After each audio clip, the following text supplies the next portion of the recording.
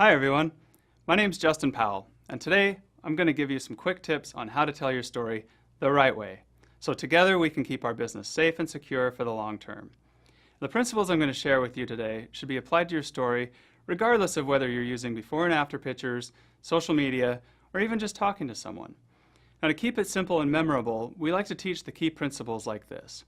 When sharing your story, you should always tell the truth, the whole truth, and nothing but the truth.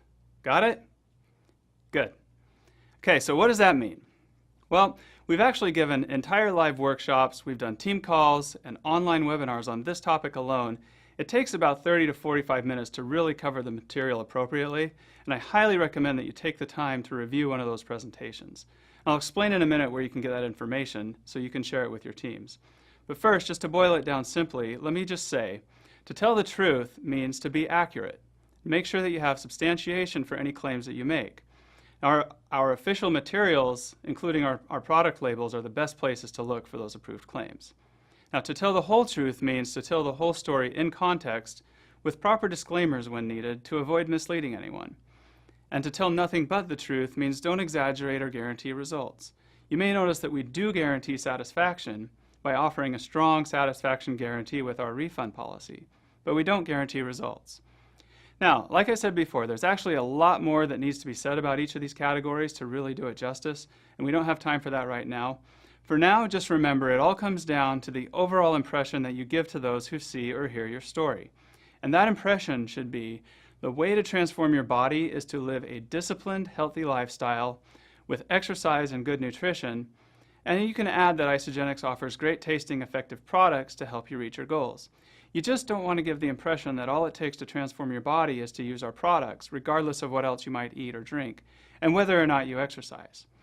And if you want to share exceptional results, which the Federal Trade Commission defines as an average weight loss of 2 pounds or more per week for at least a month, or more than 15 pounds overall, then you should also show or link to our standard weight loss disclaimer, which is available on our website.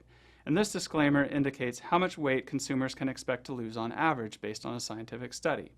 It's not enough anymore to simply say, results not typical. The FTC actually requires you to share what is typical when you're talking about an exceptional result. And that's what our disclaimer helps you do.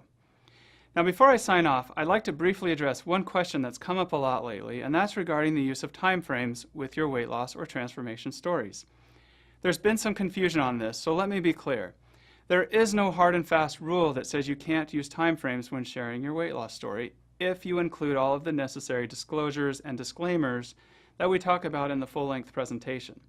However, the use of time frames can be misleading and may set unreasonable expectations and may also be misconstrued as us promoting unhealthy or extreme weight loss, so our advice is to avoid using time frames on your pictures and in your stories. It's just safer and easier that way.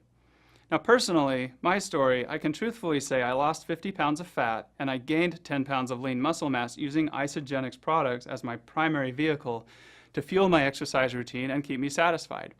I don't need to say how fast I lost that weight to tell a compelling story. But what I can say, and what I'm most proud to say, is that it's been over 5 months now since I hit my weight loss goal.